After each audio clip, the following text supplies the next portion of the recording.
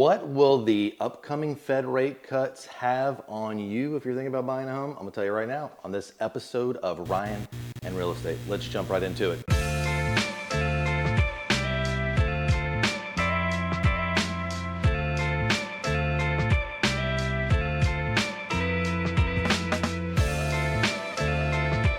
All right, guys, welcome back. Hope all is well. As you may have heard, actually, before I even get into it, if you have not done so, take a minute, subscribe to our channel, drop a comment. If you have questions, feel free to reach out. As always, we're here to help in any way that we can. If there's any questions that you have, any topics we could talk about that would be helpful, that you would like to know, put those in the comments and we'll do our best to get to those. So supposedly in the upcoming weeks, potentially, hopefully, cross fingers, we have been waiting for almost a year to get a Fed rate cut. The rates have dramatically jumped through the roof since post-COVID terms, which were so low. I mean, the fastest appreciation in interest rates we've ever seen. And now we finally need some relief and we're supposed to get it. So what does that look like for you if you're thinking about buyer? How does those Fed rate cuts actually affect you? Now, the Federal Reserve is the one who actually is going to make these cuts, and it isn't actually cuts. It kind of a theory sometimes is that when you cut that, it automatically affects mortgage rates. Sometimes it does not. These should affect mortgage rates, and just the rumor that this is going to be happening has already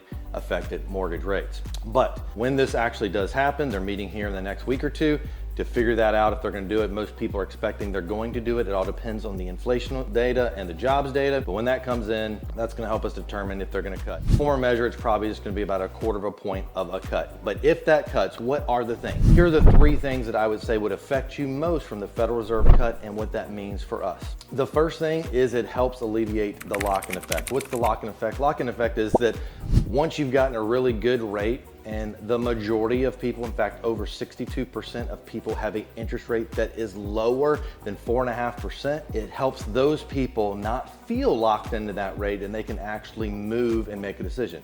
One of the reasons we have had such a low inventory issue in the country has been that in the last couple of years has been that people have these 3% interest rates that they just don't want to let go. And maybe they want to make a move, maybe they want to downsize, maybe they want to upsize, whatever it might be, but they feel locked into that rate.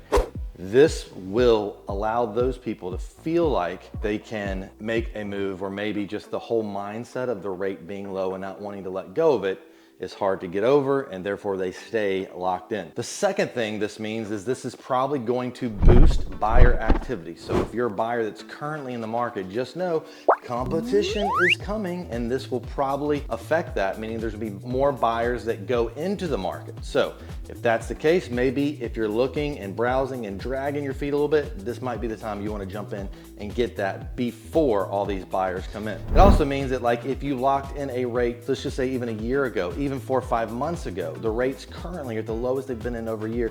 Maybe this is an opportunity to refinance, which this brings up my third thing of what you should do would be talk to your real estate agent. More importantly, talk to a lender. If you need a good lender, we know some great ones, but figure out a plan of what you need to do. Whether you're planning on staying in your home and it means you may want to refinance to get a lower rate, and right now you could probably get an entire 1% lower than where you're at, which will affect your cash flow, affect your monthly payment, all that. Or maybe you've been waiting to make the move, and now if the rates do get a little bit lower, it makes your affordability go up and you can purchase more of a home or get in maybe the home you wanted that you couldn't when the rates were a little bit higher. All in all, this should be very positive for the overall real estate market. And as always, if you need anything, feel free to reach out to us. Just a little update. We'll see what the Feds finally decide to do next week. Other than that, you guys take care. We'll see you next time on Ryan Real Estate.